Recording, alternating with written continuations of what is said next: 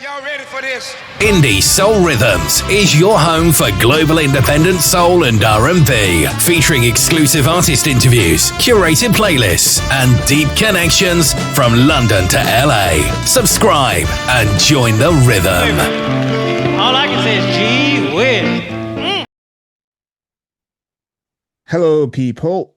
Today we are joined by a voice that embodies love, resilience, authenticity, and that is Teri Tobin. Born on Valentine's Day, it's no surprise that her music is filled with heart, honesty, and healing.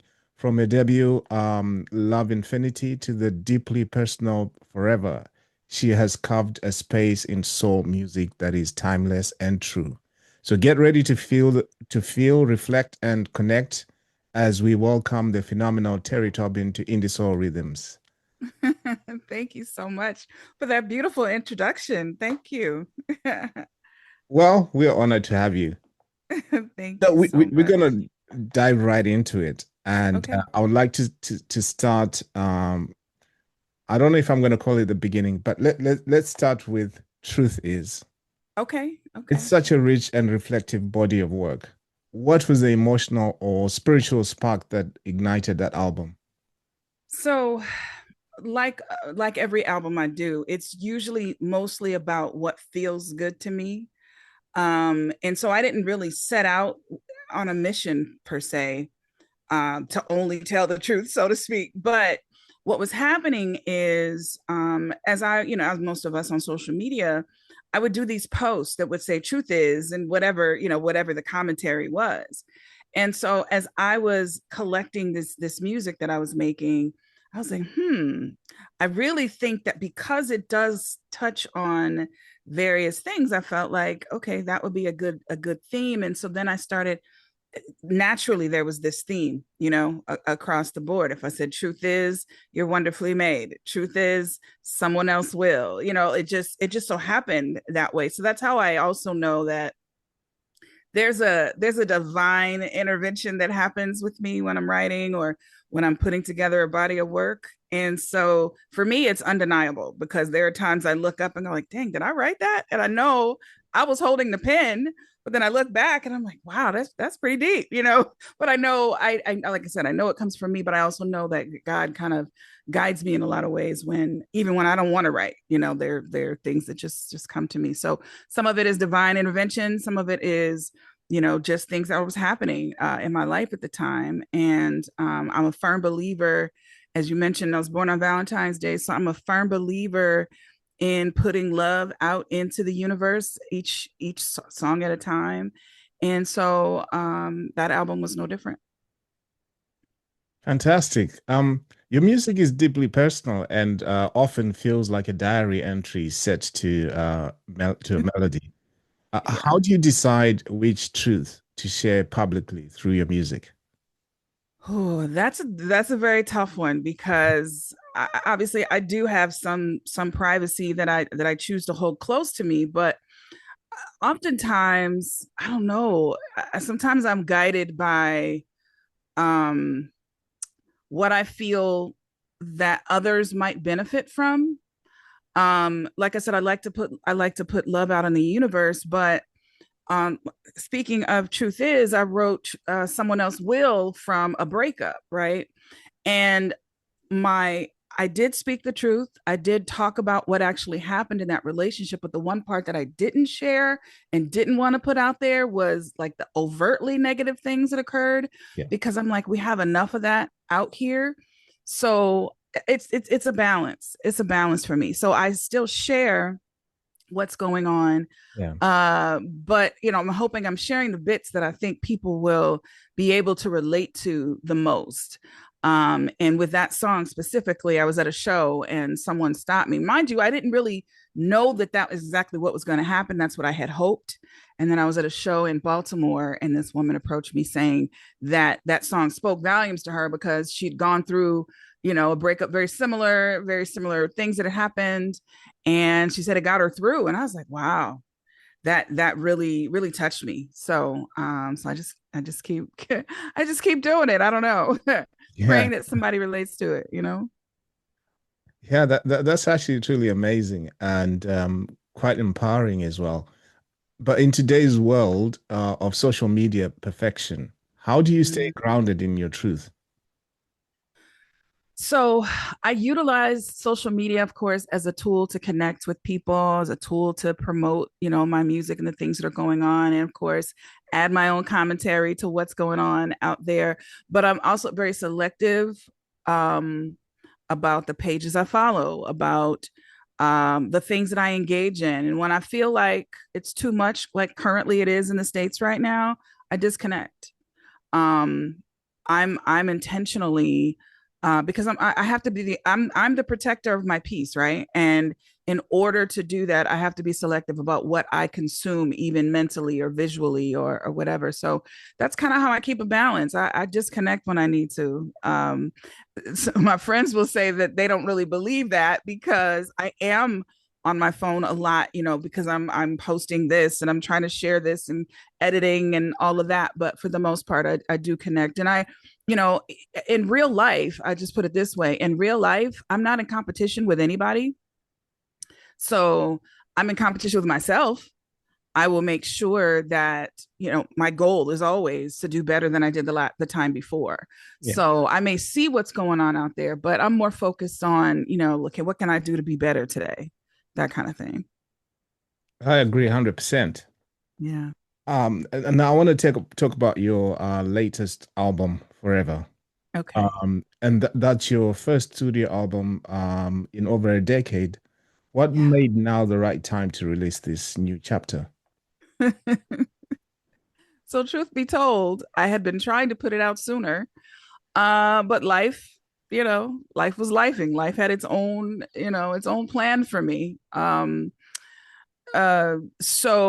what it did do is it forced me to like really focus on what's important. So the songs that you see, of course, are songs that I narrowed it down to over a course of 10 years. Of course, I had a ton of songs that I thought was going to be on the album. Um, but once I got to a place where I felt, so I'll just be honest. There was a point in time in that 10-year period that I didn't love it Mm, as much. And it's easy to not love it when it costs so much money to do the things that you need to do and the funding is not there. yeah. So when the focus shifted from me loving the music, me loving the act of creating, and then add to that writer's block and COVID and all the things that have occurred during that period of time and some medical issues that occurred in my life, I was like, man, I don't know if I want to do this anymore. And to be honest, this was supposed to be my last album. I had decided, because of all the things that I named, that this was going to be the last album. So I was like, you know what? I'm gonna pour my heart into it. This is gonna be forever, like signed forever, Teri Tobin, and this will be my last offering. Uh, and that decision was met with some some negative feedback from some friends and followers that were made aware of it.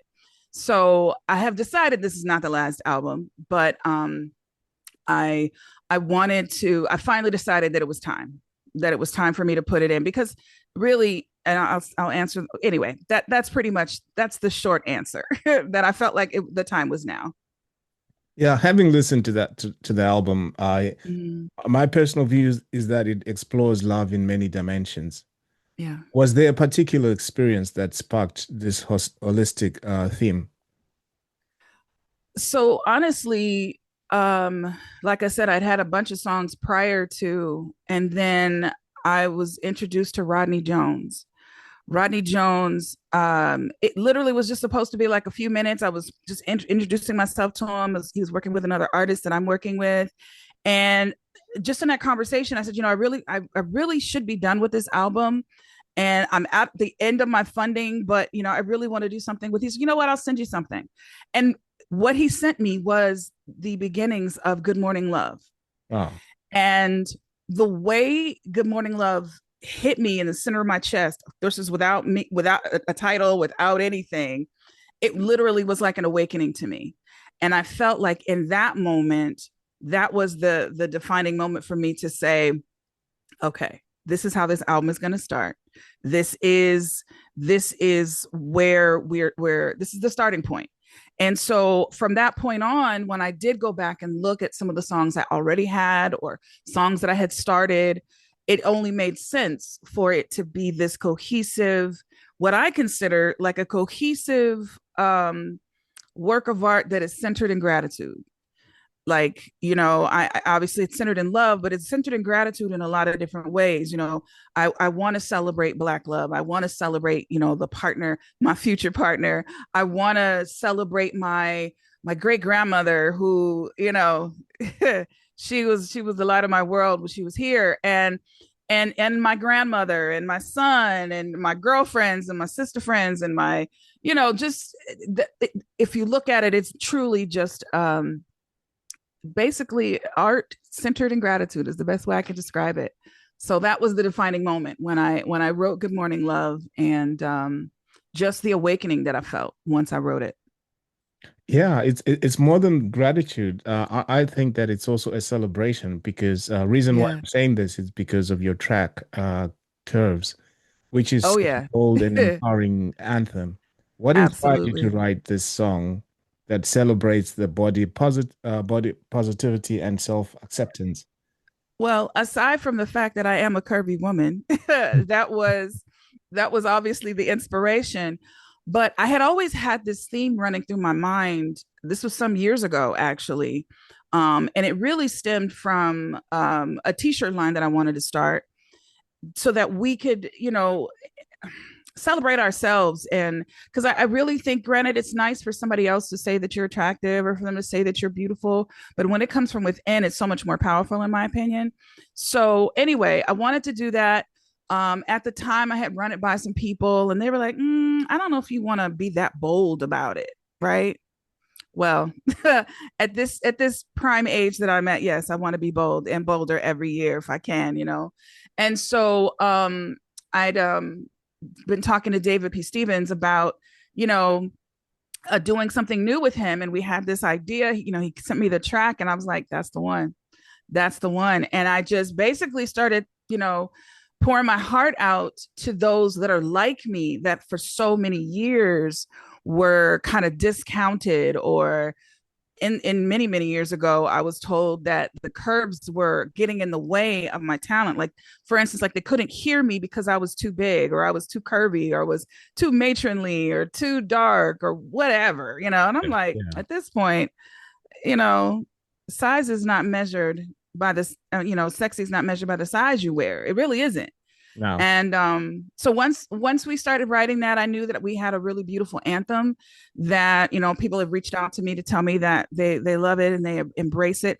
And actually, there are also some people that are probably afraid, just like the people that I brought it to before, of being so bold. But I want here and now for us to just be bold. We were given these curves for a reason. These curves birth babies. These curves, I mean, listen, I could go on and on about that, but obviously I'm very passionate about that. And I don't want people to misconstrue that I'm not focused on health, because I am. But for now, I'll give you a short example. When I was younger and I was in the business, I was told that my curves were too much, but yet later on they became celebrated by a J Lo, yes. right? Yeah. And we're the originator of those curves, right? But at the time, I was told it was too much. Now all of a sudden, they're the standard. So anyway, I say rock your curves, I embrace know. them, and show them off. Yeah, and we give you flowers for that because I think that that's the power of being an independent artist. You don't have Absolutely, to comply with most the stuff that the record labels will put in your way to stop you from absolutely, being authentic. so So true. yeah, yeah. Um, you did a collaboration with Al Chauncy on Yes, This Life with You. How did that come yes. about? And what did you want listeners to feel from that song? So the track was produced by Dre King. Dre King and I had worked on a couple of different things. He did a song with me called "You Are" back in 2021, post COVID. my voice was deeper. I was, I was kind of insecure about what was next, but I told him I definitely wanted to have him produce something. And so he gave me a list of tracks. At that time, he gave me what turned into This Life with You. And I had been stuck on it for so long, not just with writer's block, but just the weight of, trying to get used to this new voice and all of that. And so I had written a good piece of it, and I'm like, something is missing. I really feel like I need a male voice on here, because the overall theme, of course, is to celebrate the person that you love, right? Yeah. And there's so much narrative around, black and white, or not even just black, but men and women not seeing eye to eye a lot. There's always this men versus women kind of thing. And I wanted that particular song to be a platform to celebrate that person. Say something positive, speak life into your relationship, speak life into your partner. And so I had discovered Chauncy through a friend of mine, years and years ago. And I kept saying, I really wonder whatever happened to him. And I happened to see him on social media, and I reached out to him. He's like, hey, let's do it. And so he came back with his part, and I was thrilled. I was absolutely thrilled. Of course, Dre was over the moon, because of course it took us to a different place. And for me, like I told Al, like, man, we're bringing love songs back, because not to say there aren't any love songs, but they're not like they used to be. No. In the sense where we're celebrating each other, Yeah. being direct about the person that you love, instead of it just being about, like I always say, about the dessert. Yeah. be about the the appetizer and the entree, and feel that thing out. A nice glass of wine, take your time, pace it out, and then get to the dessert, because the dessert is important, right? Yeah.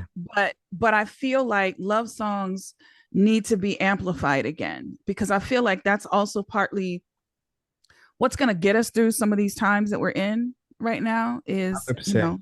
each other. 100%. I Yeah. totally agree. Yeah. And this album has got 14 tracks. How Yes. did you know when the project felt complete? You want to know the truth? I still feel like it's incomplete. Oh, like, That's just the perfectionist, creator brain, overthinker in me. Even up until the point where I hit submit, I was still second guessing. Part of that is, it's just, as a creative, you want to put your best foot forward. Dang, am I missing something? And I'll just say there were a couple of songs that were supposed to be on the album, but due to some industry politics, it didn't happen. And so I was a little, I'll say a nice word, I was upset about that particular part. But then once I had a conversation, and I'll just put it out there, I had a conversation with Darian Dean, who's also on this album with me. I had a conversation with him, and he gave me a pep talk that reminded me that God gave me this gift, and it's already a success because it was completed. Yeah. Like, given all the things that I've endured, some medical things that have been very, very major, and I'm still here, I'm still standing. I was still able to complete this body of work in the midst of all of that, post COVID. I mean, you name it, grief and all these different things that happened. And I was able to still do this, celebrate that thing. And so, with or without the two political songs, I felt like, I did that. And so I celebrate that. And so the 14 songs were meant to be on this album. Thank You Enough almost didn't make the cut. So it was going to be 13, but I felt kind of like I got to end it on the note that truly means the most to me. And even though the song itself was dedicated to my grandmother, I wanted to end it by saying thank you enough to those that just took the time to listen and to rock with me all this time. Mm. I've listened to the whole album, and it's out of this world. It's up there Thank with you. with the best. So Thank you so much. And currently, I think I'm on my playlist. I've got what is it called? Is it Back to You? Home to You. Home to You. Yes. Yes. I'm just loving that. Yeah. Oh, thank you so much. Thank you. I feel like that song is kind of reminiscent of like, those old school and it wasn't until after we created it, after the album was out, that in my head Yeah. it reminded me, and maybe I'm going to do a remix or a mashup with Love Won't Let Me Wait. Okay. You know what song I'm talking about? Yeah.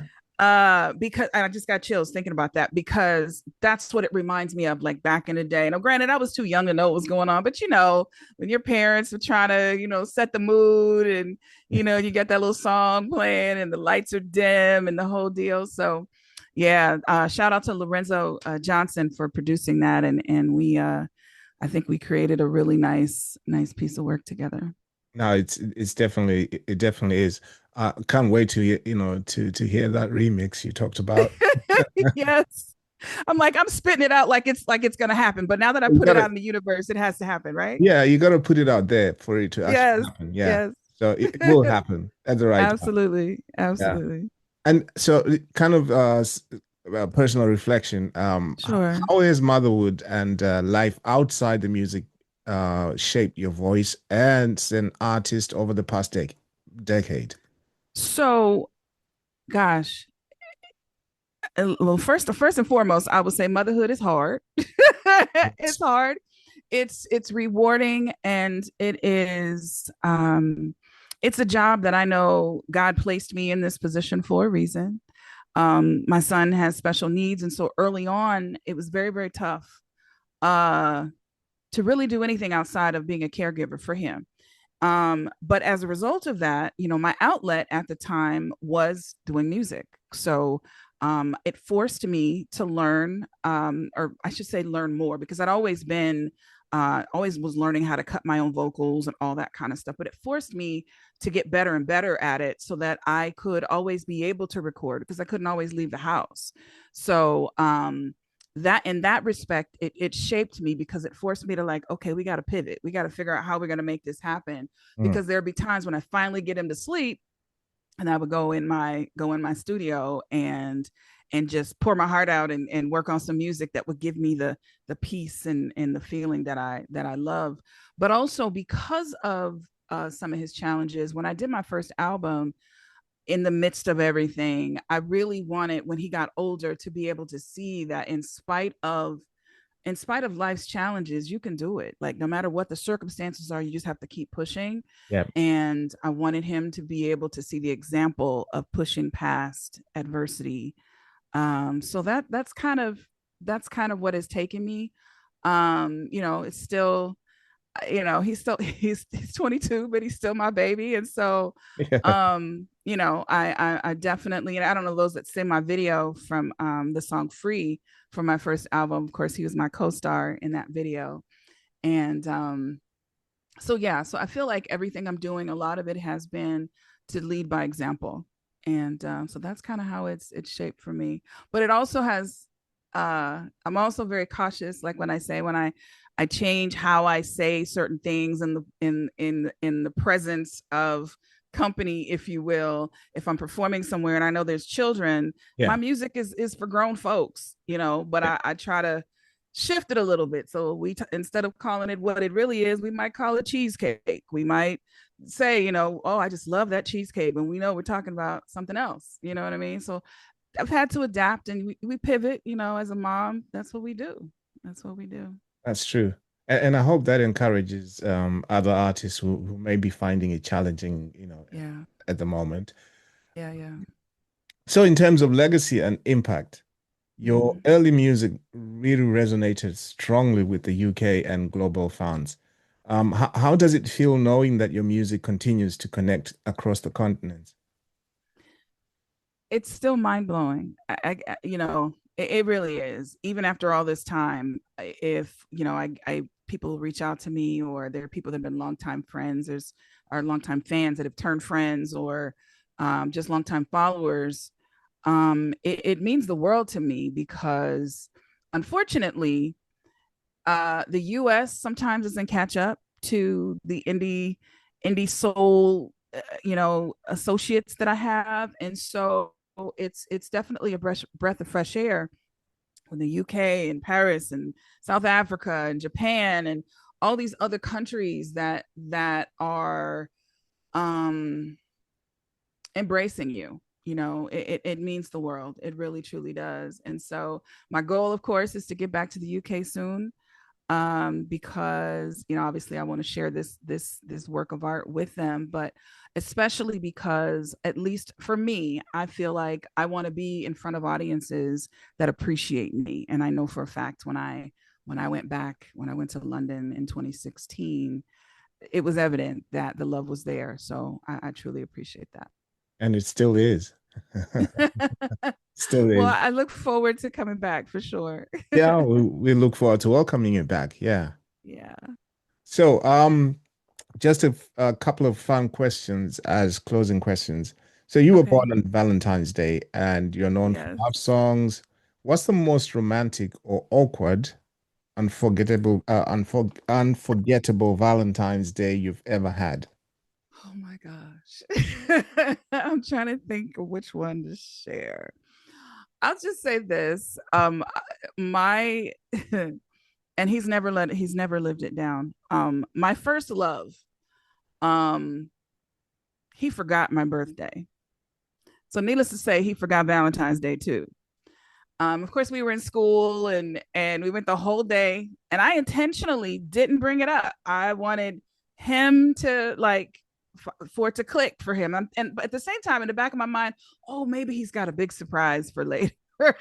Yeah, the surprise was he did not remember my birthday, and it was like maybe 8 o'clock that night. He called me and he says, "Yeah, my 5-year-old nephew just reminded me that today's your birthday." And I was like, ain't that some, some stuff? So to this day, he and I are friends, Yeah. and he hasn't forgotten since then. So I can always count. No matter what country I'm in, no matter where I am, I'm going to hear from him. He's going to make sure that he wishes me happy birthday. But, people think that when you're born on Valentine's Day, that there might be like this big grand thing that happens. Yeah. I'll just say it hasn't happened yet. So we're waiting. So anybody that's preparing something for Valentine's Day this year, you got some time. You got some time to get it together. And finally, it's just a quick half a sentence which you can finish. Okay. Truth is, life is now. And that's kind of what I was alluding to earlier, that, people always want to wait until, oh, well, when I lose 10 pounds, when I get this new car, when I get this new job, when I get that new outfit, whatever it is, I really believe that life is now. And if COVID didn't teach us anything, life is now, and we got to enjoy it while we can. And so I at my age, I'm trying to, I am being intentional about my time and making sure that I live life like it's now, because it is, and it's important for us to really live life the best, to the fullest. Absolutely. And Indeed. that takes us right to the end of the interview. And we appreciate your time. We appreciate you being as honest and open with us. We, as I said, we look forward to welcoming you back to the UK. Before you go, could you do us the honor of introducing my current favorite at the moment, Home to You? Oh, well, ladies and gentlemen, this is for the grown and sexy. My single entitled Home to You. Enjoy. Thank you.